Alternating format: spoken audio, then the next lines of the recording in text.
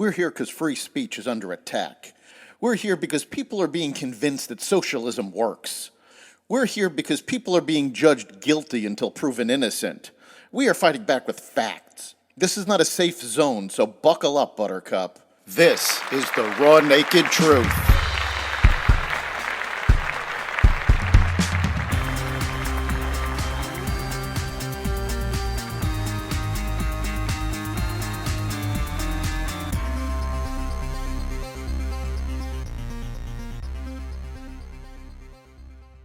U.S. attacks Houthi rebels, exaggerated job numbers, higher inflation, and more.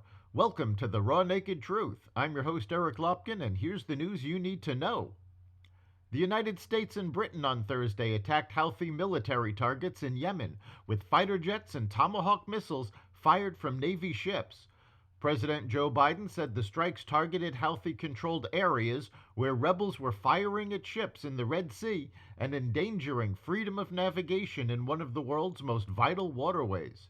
Biden said the strikes, supported by Australia, Bahrain, Canada, and the Netherlands, showed that the coalition would not tolerate Houthi aggression.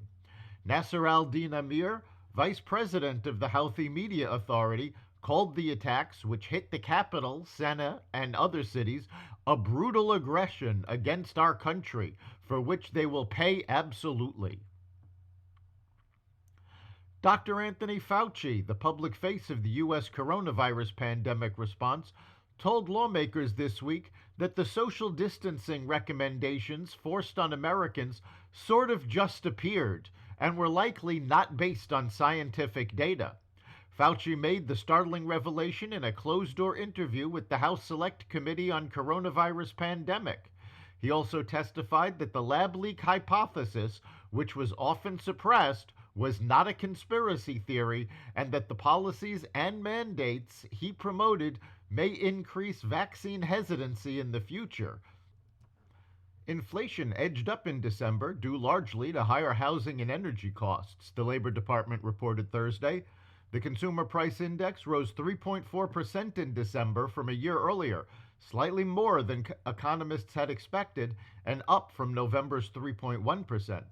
The rate of inflationary rise slowed by nearly half in 2023, but inflation continues to rise. The inflation declines in previous months fueled hope the Federal Reserve would soon start cutting interest rates, but December's data showed it will still be challenging to get inflation down to the central bank's 2% target. Former President Donald Trump bashed New York Judge Arthur Engoron during closing arguments in his $370 million civil fraud trial on Thursday, despite being told by the judge not to speak unless he agreed to refrain from criticizing the court or making a campaign speech. Trump stated he was an innocent man being persecuted by New York Attorney General Letitia James for political reasons. He also said Engoron had his own agenda before the judge told Trump's lawyer to control your client and called a lunch break. James accuses Trump of fraudulently inflating his property values to get preferential treatment from banks. Kevin Wallace, a lawyer for James's office, said Trump and his co-defendants acted knowingly and intentionally. Judge Engoron found Trump guilty prior to the start of the trial, despite the fact that no banks have claimed any fraud and there are no victims in the case. There have been so many irregularities that guilty verdict is expected to be reversed on appeal.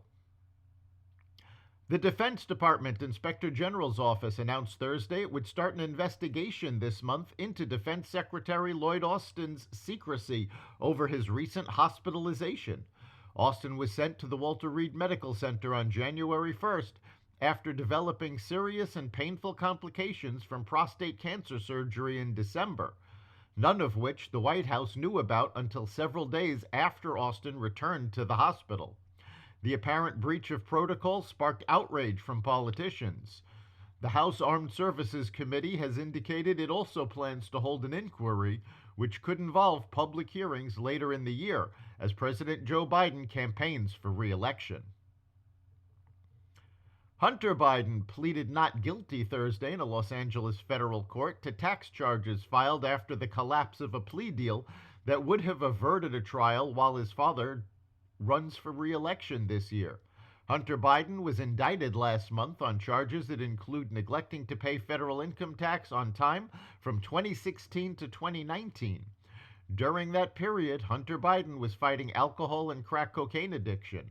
The indictment says he willfully failed to pay $1.4 million he owed the Internal Revenue Service, instead spending heavily on such things as drugs, escorts, and girlfriends, luxury hotels, and exotic cars.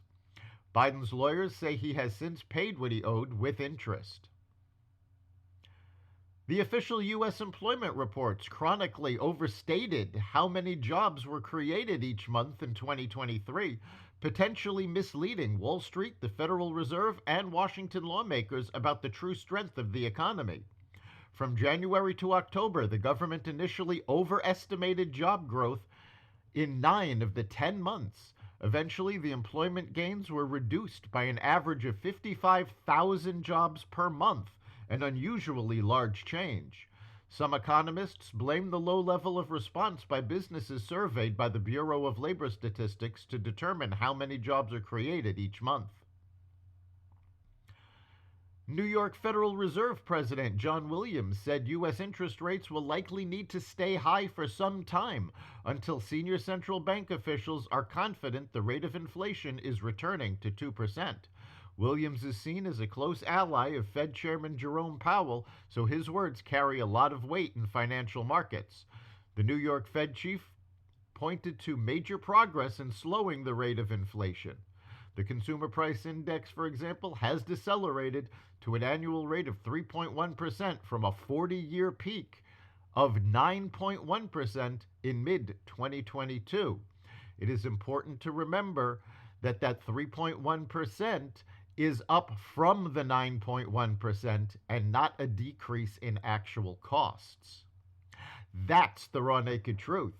You can catch every episode of The Raw Naked Truth at xvadio.com, the Apple Podcasts app, Google Podcasts, Spotify, iHeartRadio, Audible, Amazon Music, and other platforms that respect freedom of speech.